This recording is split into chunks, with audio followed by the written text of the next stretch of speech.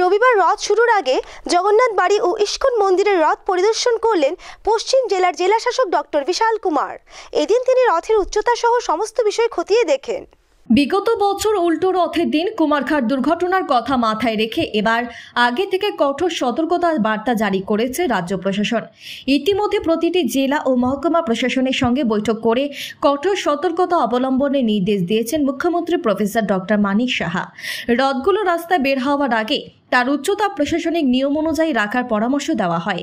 সেই সাথে রাস্তার বিদ্যুৎ পরিবাহী তারগুলোর উচ্চতা সঠিক রয়েছে কিনা সে বিষয়ে খতিয়ে দেখার জন্য নির্দেশ দিয়েছিলেন বিদ্যুৎ দপ্তরকে। পাশাপাশি রথের মাথায় যাতে ধাতব পদার্থ ব্যবহার করা না হয় সেই দিকেও সতর্কতা জারি করা হয়েছে।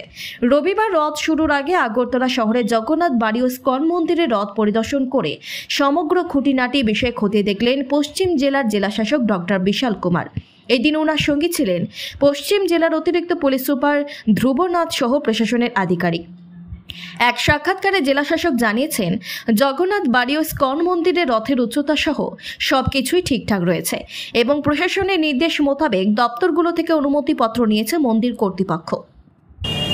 देखिए, आज जगन्नाथ रथ यात्रा, महाराज जगन्नाथ की रथ यात्रा का पहला दिन है और कई जगहों पे ये यात्रा की जा रही है। आज हम लोगों ने जो सबसे बड़ी दो यात्रा हैं, इस्कॉन की और जगन्नाथ बाड़ी की, उसका इंस्पेक्शन किया।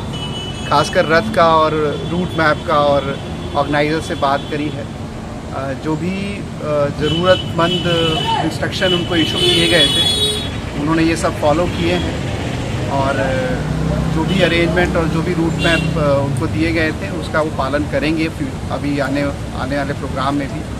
और हम लोग संतुष्ट हैं इससे और हम उम्मीद करते हैं कि बहुत ही शांतिपूर्ण और उल्लासपूर्वक ये जगन्नाथ रथ यात्रा आज अगरतला और वेस्ट त्रिपुरा में मनाई जाएगी।